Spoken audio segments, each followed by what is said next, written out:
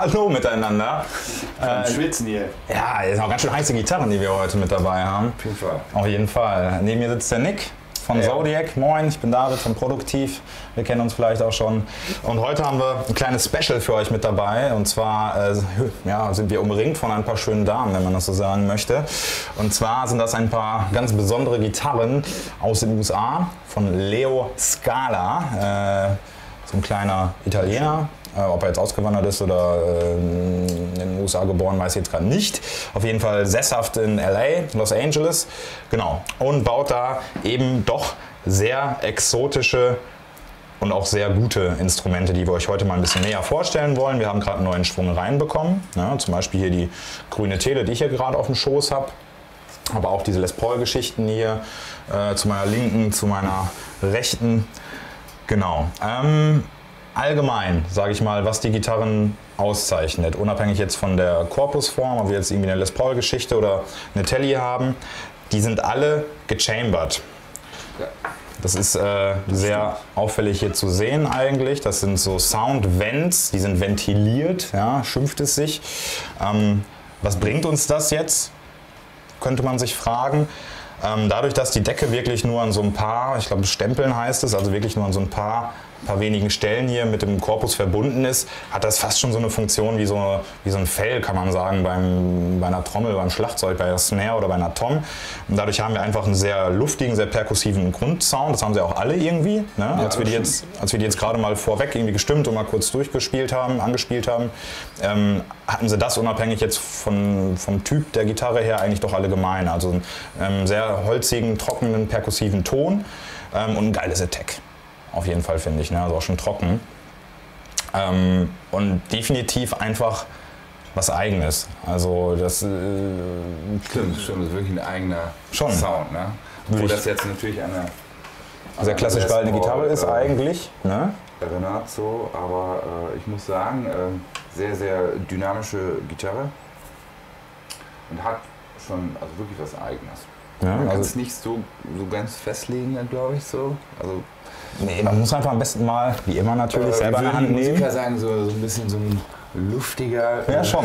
So ein luftiger Ton oder wie man es auch immer. Deshalb haben wir jetzt unter anderem gerade auch, ihr seht hinter Nick vielleicht hier den 5153 stehen von EVH. Regulär hinter mir, wie so häufig in Gebrauch, steht die Smallbox von Friedman, und weil die jetzt, sage ich mal, im zweiten Kanal nicht mal mehr genug Dampf hatte für uns, haben wir eben noch einen High-Gain-Amp hier rübergeholt für so ein paar wirklich härtere Sounds, ne? Weil da merkt man, die Klampfen so sind ein bisschen schwächer, sage ich mal, vom Output her, ne? Ja, oder insgesamt einfach, also das ist jetzt gar nicht negativ oder wertend gemeint, überhaupt nicht, ne? Da muss man halt entsprechend sonst nachregeln am Verstärker mit einem extra Pedal oder mit einem etwas ein Verstärker, der einfach mehr Verzerrung bietet. Ne? Also in so einer Gitarre. Das ist jetzt auch keine Metal-Axt, davon mal abgesehen. Ne? Pickup einbauen. Klar. Ne? Also das ist schon, aber weil wir das halt eben auch mal demonstrieren und zeigen wollen, haben wir uns eben noch für einen zweiten Amp entschieden. Genau, ansonsten macht der Leo auch so ziemlich alles selber an seinen Gitarren, angefangen auch von den Pickups, die er selber wickelt, die auch wirklich fantastisch klingen und auch super auf die Gitarren abgestimmt sind. Und auch einfach ganz, ganz, ganz viele Feinheiten an der Gitarre, wo man auch wirklich so die Liebe zum Handwerk sieht. Also abgesehen jetzt von dem geilen und wirklich gut gelungenen Aging, ne, was ja auch nochmal so eine Kunst für sich ist, sage ich mal, sind die Instrumente aber auch unabhängig davon einfach jedes für sich echt, also handwerklich echt schon Kunstwerke, könnte man sagen. Ne? Ja, auf jeden Fall. So. Also hier sieht man für alle Männer schön Totenkopf eingelassen. Ja. Also sieht echt schön aus, die Gitarre, das muss man echt sagen. Ja, geschmackvoll also, irgendwie, stilvoll, aber trotzdem halt was anderes. Ja. Ja, weil das finde ich ist immer schwierig zu schaffen bei all den traditionellen Gitarrenformen und wie auch immer, ne, die sich bei uns eingeprägt haben. Aber auch allein jetzt hier... Sowas habe ich aber noch gar nicht gesehen. Also das definitiv. Das ist das erste Mal, dass ich so eine Gitarre hier sehe. Ja, wir sind auch eine wirklich der ganz wenigen Händler, die die Scala-Gitarren überhaupt auch am Start haben, ne? Weil in der Regel gehen die, wenn, meist zu den großen Jungs raus, also zu irgendwelchen wirklich bekannten Musikern in der Regel, die auch gerne spielen. Und entsprechend bleiben nur eigentlich wenige für den normalen Markt über. Und auch da dann ganz selektiert nur ein paar Händler. Ich weiß gar nicht, ob es die in Deutschland noch an anderer Stelle gibt. Also ich glaube an ein, zwei anderen Adressen schon. Nichtsdestotrotz wirklich obergeile Gitarren und ganz was Besonderes. Ja, ich überlege gerade, ob man sonst irgendwas dazu erzählen kann oder ob wir sonst einfach mal ein paar Sounds abfeuern. Also man muss dazu sagen, also wirklich alle klingen durchweg sehr, sehr gut. Das spiele ich heute zum ersten Mal und ich war sehr, sehr überrascht. Also das muss ich echt sagen. Also tolle Gitarre. Zumal ganze preiswert, ja, aber natürlich. Ne? Natürlich so eine Gitarre, hat auch seinen Preis. Ja, aber ich finde, wenn man jetzt gerade mal rüberschaut zu anderen Marken, irgendwie besteht hier auf jeden Fall noch eine ganz vernünftige Preisrelation. Ne? Also klar, ist das, andere Leute packen sich da an den Kopf, ne? Davon mal abgesehen, aber wenn man jetzt beim großen G oder beim F schaut, irgendwie was da für manche Gitarren aufgerufen werden und dafür, dass das hier wirklich alles Einzelstücke sind und auch eben halt aus einer Hand kommen, finde ich, ist das mit dem Preis schon wieder fast okay. Ja. Ne? Es gibt noch ich glaube, die heißt Diamonds and Rust, so eine Serie. Das sind dann wirklich so die, also wird das hier alles nochmal getoppt, an einfach irgendwie Sammlerstück und Unikat. Die schlagen dann wirklich richtig teuer zu Buche, aber da lässt er sich dann auch komplett aus. Scheint ein ziemlich abgefahrener Typ zu sein auf jeden Fall. Davon haben wir jetzt gerade keine da, das sei nur noch mal so genannt. Und ansonsten haben wir jetzt halt einen Schwung neuer und ein paar älterer Modelle. Ich glaube, die Paula und diese eher so amberfarbene Tele, die haben wir jetzt schon ein bisschen länger da. Die grüne ist auf jeden Fall neu, die beiden gräulichen Les Pauls sind neu. Ja, und ansonsten würde ich sagen, spielen wir einfach mal irgendwie einen durch die Gitarren durch, oder? Okay. Willst du mal irgendwie ein bisschen was beraten vielleicht? Okay.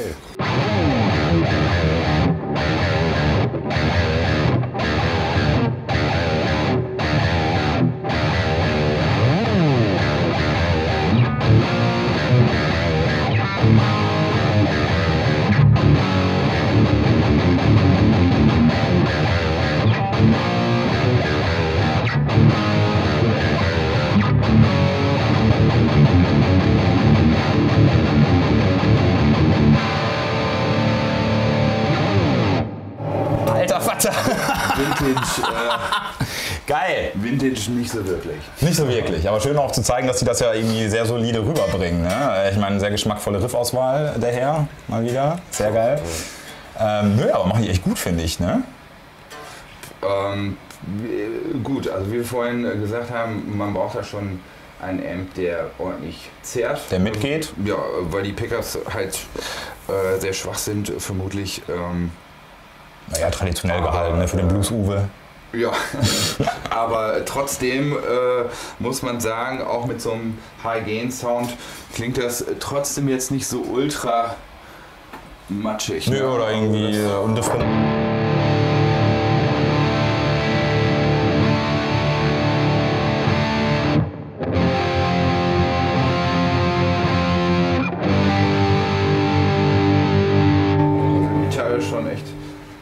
Ja, muss auch sagen, geil sieht sie halt auch aus. Ne? Ich weiß nicht, ob wir das Top jetzt schon mal, Tobi, ob du das irgendwie mal ein bisschen detailreicher abfilmen kannst. Also auch mit dem Aging.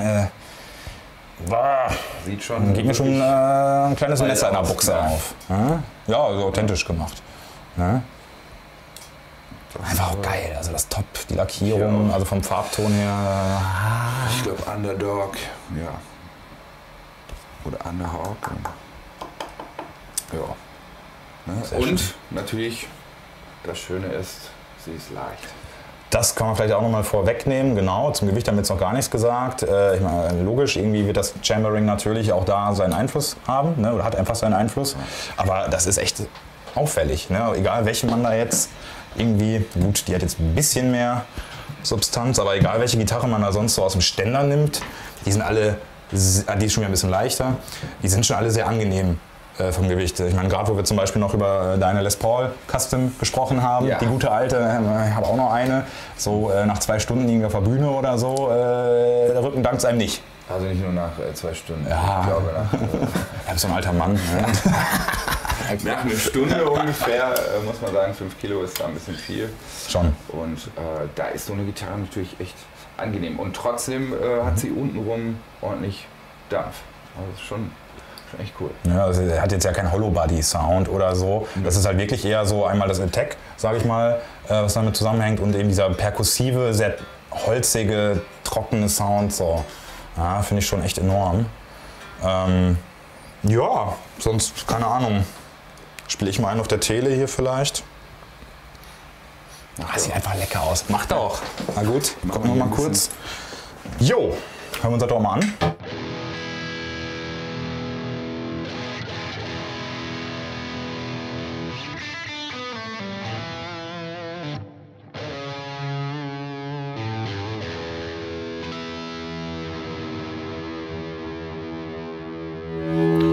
Das ist jetzt hier schon der zweite Kanal mit Gain voll aufgerissen, ja, also entsprechend zerrt das hier jetzt auch schon mal ein bisschen mehr, ja, aber man kann ja gleich noch mal ein bisschen runterregeln und vielleicht ein bisschen bluesigere Sachen spielen.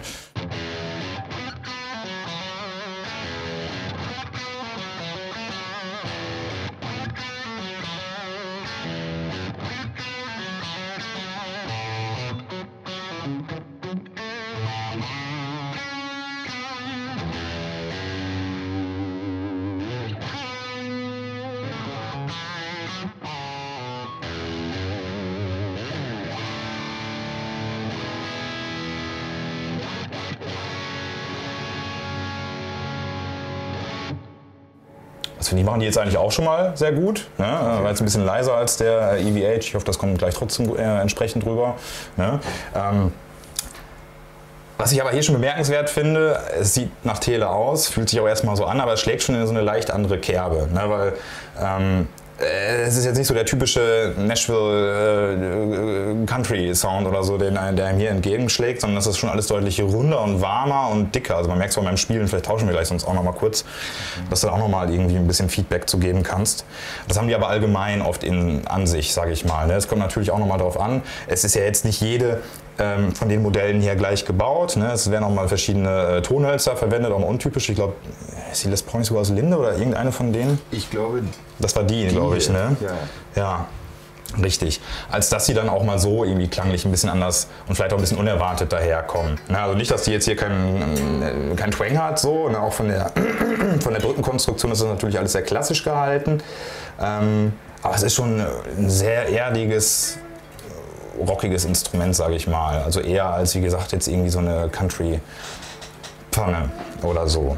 Ne? Ansonsten aber auch der Hals, wenn man jetzt mal vielleicht vergleicht.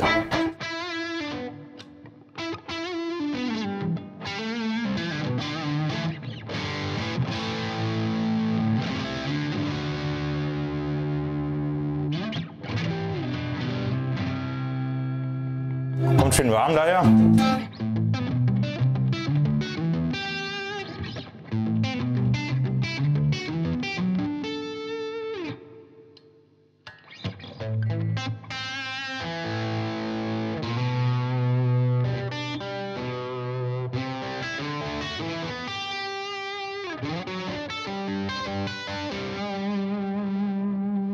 Am Hals.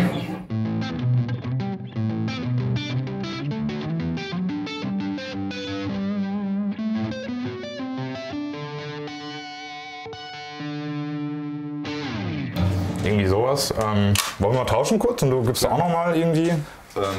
Klingt auch sehr schön, wenn man die so ein bisschen runterregelt. Ne?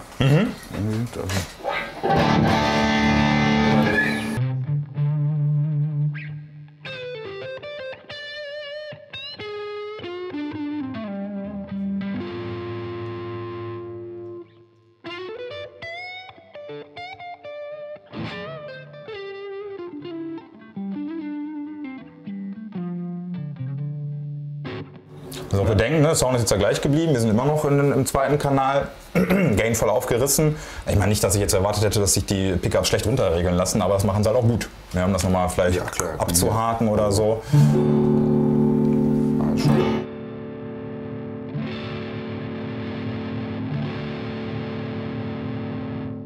Aber wie gesagt, so die typische Telly ist das jetzt nicht unbedingt, oder? Soundtechnisch? So?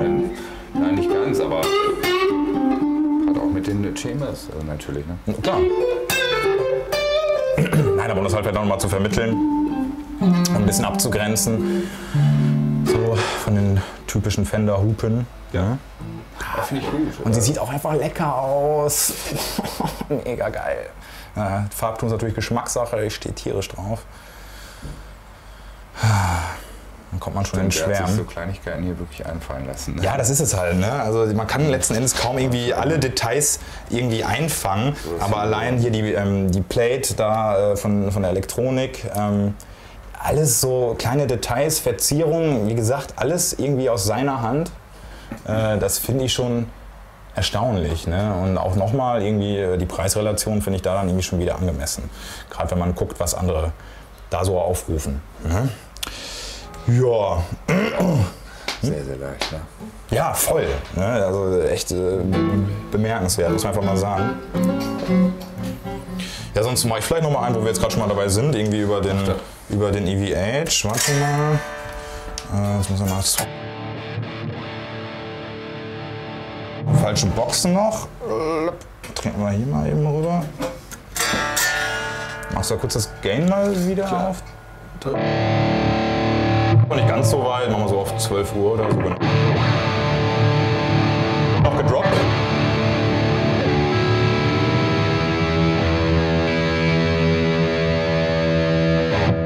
Sind die alten ein bisschen Delay mit eingeschliffen.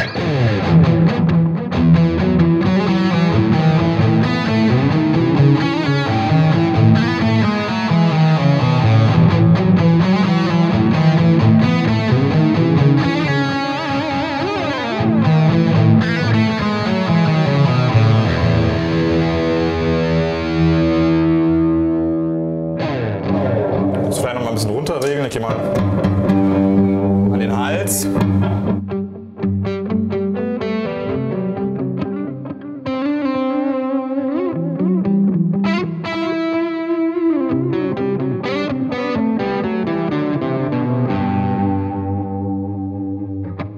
Ja, auch jetzt sag ich mal in so einem Amp, der schon ordentlich ruppig daherkommt, ja, und auch jetzt gerade im dritten Kanal, der wirklich mehr als Gain genug bietet, lässt sich die Klampe hier eigentlich einigermaßen oder ziemlich gut runterregeln. Ja. Also ich sag mal, die Klampe macht super, ist eher der Verstärker, der dann ein bisschen auf der Strecke bleibt. Genau, aber soweit. Ne? Wollen wir mal vielleicht nochmal switchen, andere Gitarren mal auf den Schoß nehmen, oder? Klar.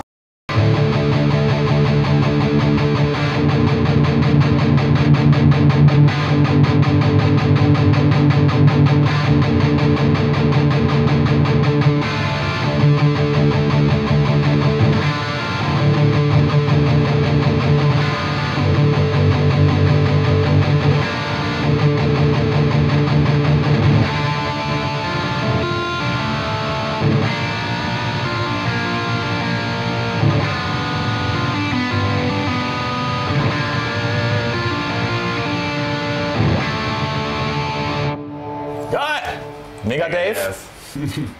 Mega Dave. Ja. Mega Dave, ja. Ja, ich finde, die kommt jetzt auf jeden Fall, also gefühlt vom Hören noch ein bisschen, oder? Ja, ein bisschen strammer. Bisschen strammer, ein bisschen druckvoller vielleicht auch. Also, als ob es jetzt mit dem High Gain noch irgendwie besser klar käme. Aber die ist ja auch gar nicht hier. Die, oder? Hat die oben? Doch, oben hat sie doch das Chambering, ja. Die Sound Vents. Und so kleine Nieten. Hör mir auf. Ist nicht ganz unwichtig. Nein, das macht also ohne die Nieten die Gitarre ja klingen wie so eine China-Pfanne. Ja, aber ich das ist das Geheimnis. Muss man sagen, das sieht auch gar nicht mal so schlecht aus. Ne? Nee, auch echt auch mit diesem Skull hier, mit dem Totenkopf noch die ganzen Nieten drumherum. Ich meine, das ist auch schon bezeichnend, dass wir hier sitzen, also zwei Typen und sich hier über die Gitarren, über die Optik so erfreuen. Ja, aber es ist halt, man merkt daran echt was Besonderes. Sogar die Potis hier, ne? Die haben so ein... Ja. Was immer das ist, aber das ist schon echt eigenartig. Ja, die Gitarre klingt so ein bisschen strammer. Mhm. Das ist im Vergleich vor allem zu der anderen Les Paul, genau, die wir gerade vorher gehört haben. Ne? Ja. Ist mir das ein bisschen aufgefallen. Also eher dann vielleicht doch was für die etwas härtere Gun-Art. Ja. Ja, ich meine, wir können ja nochmal über die Smallbox spielen. Ein bisschen zahmere Sounds. Ja, willst du mal einen Fiedlen vielleicht? Kann mir ausnahmsweise mal versuchen. Ausnahmsweise vielleicht? Kannst du dir das abbringen? Guck mal.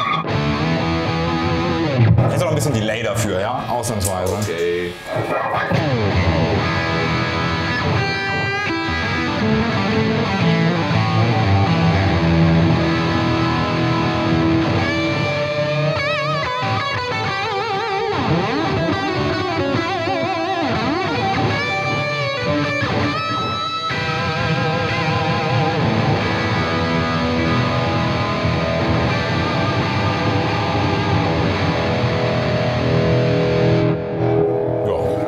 Nicht so viel unten, ja?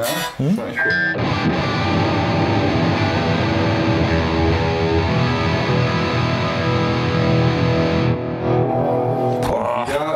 Und wieder trotz High Gain trotzdem einigermaßen klar der Sound. Ne? Voll. Und das auch noch mit quasi ja, vintage-orientierten, so Puff-Geschichten wird es ja wahrscheinlich schon sein. Ist nicht selbstverständlich, also schon cool. Wollen wir mal tauschen und wir wechseln mal den Amp? Oder willst du nochmal über die? Du kannst auch mal den Freeman spielen. Du darfst spielen. Sehr gut, dann wechseln wir mal eben. Ein bisschen Kabelsalat.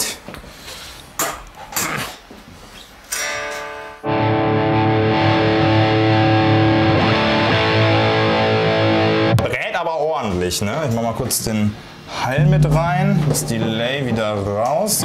Übrigens, wie immer eigentlich, bei unseren Videos haben wir da auch noch ein Hall of Fame und ein Flashback, jeweils Mini von TC liegen. Genau, einfach um dem Ganzen noch ein bisschen mehr Raum zu geben, dass es trägt.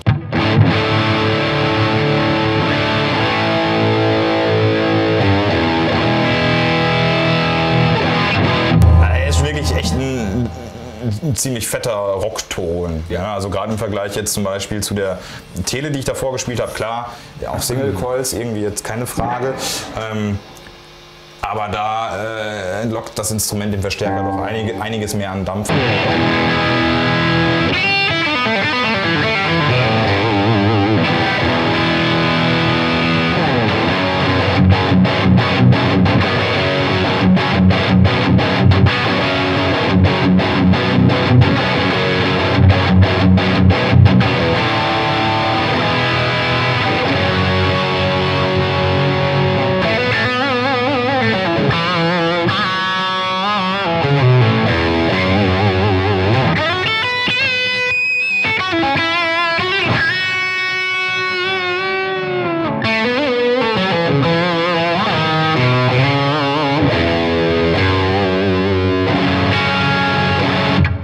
Das finde ich eigentlich ganz cool. Vielleicht mal ein bisschen runterregeln, mal doch mal was Bluesigeres oder so. Beziehungsweise ich gehe mal in den ersten Kanal rüber.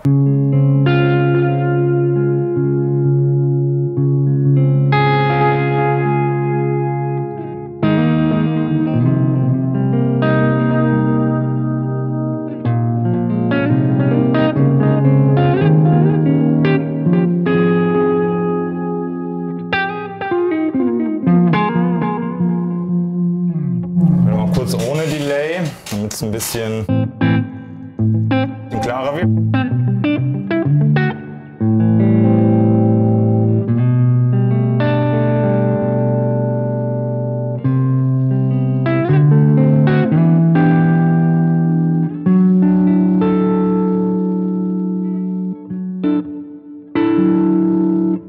Finde ich eigentlich auch sehr schön, hat auf jeden Fall Charakter. Ne? Irgendwie ist jetzt nicht zu brachial, hier bin ich, aber schon mit irgendwie Substanz, finde ich. Also es plätschert jetzt nicht nur vor sich her, sondern ja, halt schon charaktervoll, irgendwie, würde ich sagen. Ich drehe mal noch ein bisschen das Gain zurück. Jetzt auch mal wirklich clean wird.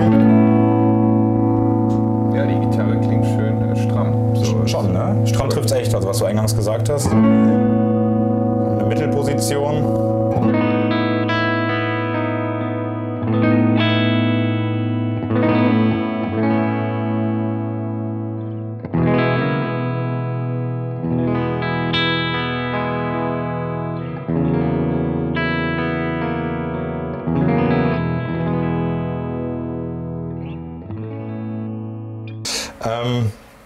Finde ich eigentlich ganz schön. Aber ich würde sagen, mach du doch auch nochmal. Also sind das eigentlich die typischen Stimme auch, ne? Die sind so ein bisschen, also sowohl für die Telecaster-Art und für die... Glaube ich so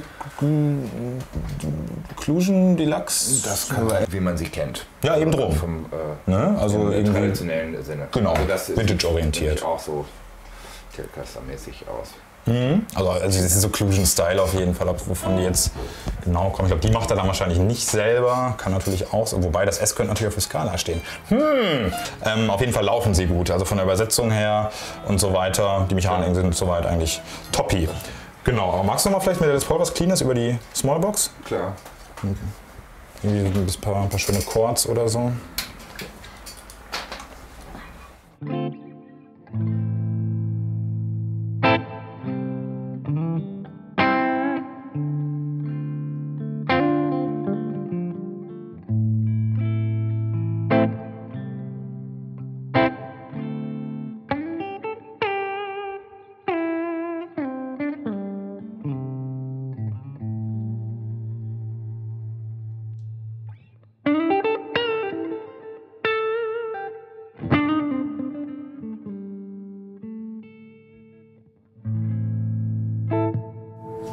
Kannst du auch gut, ne? Oder?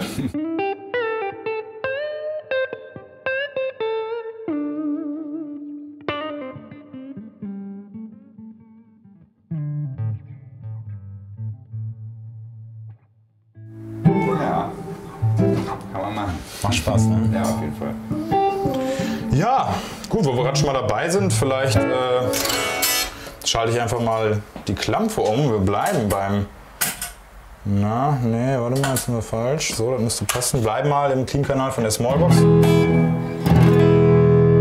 Genau, jetzt hier mal wieder so eine Telly-Geschichte in so einem Amber, Bernsteinfarbenen Ton, wie auch immer man das jetzt bezeichnen möchte, Honey oder so. Eine relativ massive Telebrücke, wie wir das jetzt auch da vorne hatten, bei der Grün schon. Das sieht auf jeden Fall stark danach aus, als ob er die Hardware entsprechend auch selber fertigen lassen würde. Auf jeden Fall ist das irgendwie nichts von der Stange, soweit ich das sehe. Und auch hier ähnlich nochmal von der Control Plate gehalten wie bei der anderen. Also schon ein Hingucker. Ne? Wie gesagt, mit sehr viel Liebe zum Detail. Auch hier die Soundvents wieder eingelassen. Sehr schön. Etwas dezenteres Aging. Ich weiß nicht, ob man das jetzt irgendwie einfangen kann mit den Haarrissen. Ja, aber auf jeden Fall authentisch und geschmackvoll gehalten. Das ist mir, finde ich, relativ wichtig. So.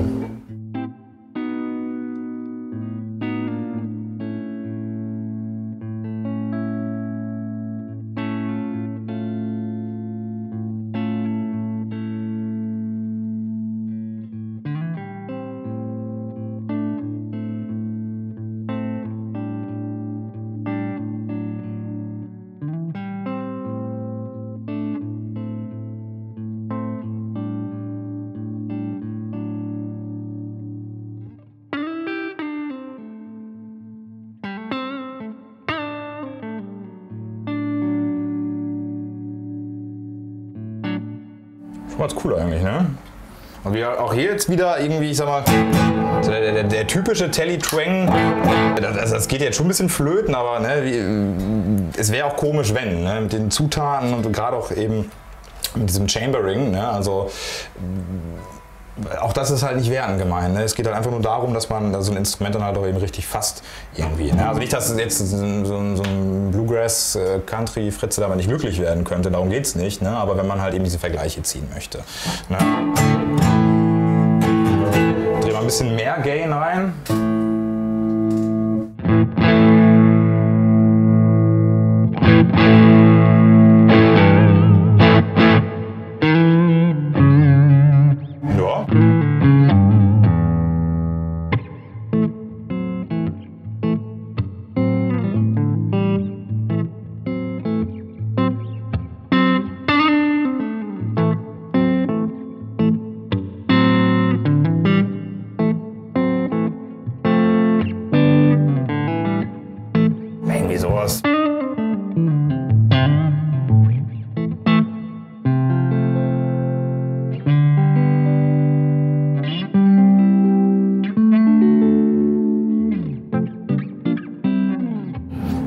ganz schön, finde ich.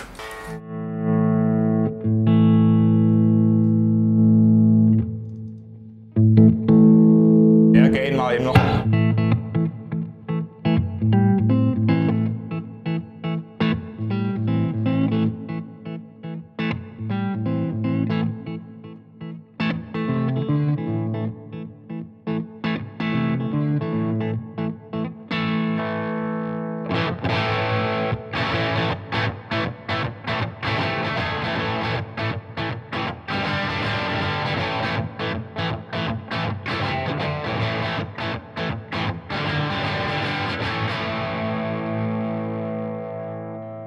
Irgendwie so. Fehlt nur noch die Zigarette da. Ja, oder wie war hier oben eigentlich, ne? Ich dachte, Billy Gibbons. Ja, Billy Gibbons weiß ich nicht, ich habe jetzt eher an Slash orientiert. So, wo hat er die? Also das war ja wohl eben von der Ja, nee, das allemal. Nee, aber ich dachte nur wegen der Zigarettennummer. Wo hatte Billy Gibbons? Nein, wollte Billy Gibbons die? Ich glaube, der hatte das irgendwie hier drin. Also das habe ich mal beim Konzert mal gesehen, glaube ich. Okay. Auf so eine Live-DVD. Aber ist ja egal. Ja, Fun Fact, ne? Ich kann ja auch gleich eine drehen, dann tun wir die Zigarette. Lieben gerne.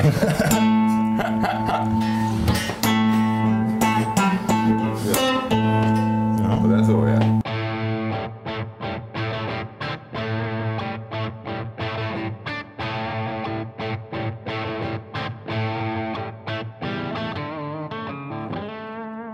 Leichte Abwandlung, wie auch immer.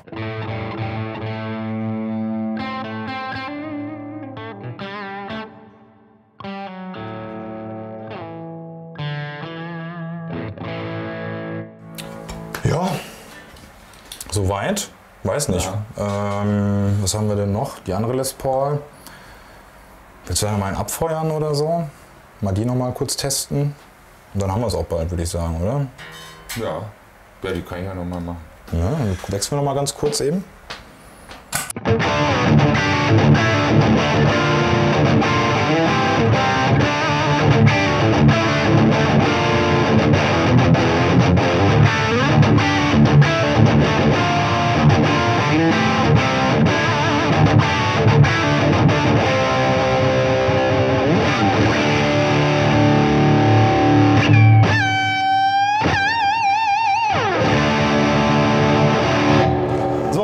Wir melden uns zurück nach einem kurzen Päuschen. Ich habe euch jetzt abschließend noch was auf dieser Scala, Paula, Underdog, wie auch immer, gespielt, weil wir sie jetzt noch gar nicht gehört haben. Genau, ansonsten kommen wir jetzt aber auch zum Ende von unserem kleinen Scala Special. Ich hoffe, wir haben euch die Klampfen wie immer so ein bisschen näher gebracht. Es macht absolut Sinn, dass ihr am besten selber vorbeikommt und die Gitarren bei uns ausprobiert. Ansonsten, klar, Online-Shop bzw. Gitarre-Gallery, wenn man sich jetzt mal ein paar Detailfotos explizit von den Instrumenten angucken möchte, die wir hier bei uns machen, auch das ist möglich. Ansonsten, hat Spaß gemacht, würde ich sagen. Wie immer, ne? Wie immer. Und dann würde ich sagen, sehen wir uns beim nächsten Mal. Bis dahin, macht's gut. Ciao. Tschüss. Ciao.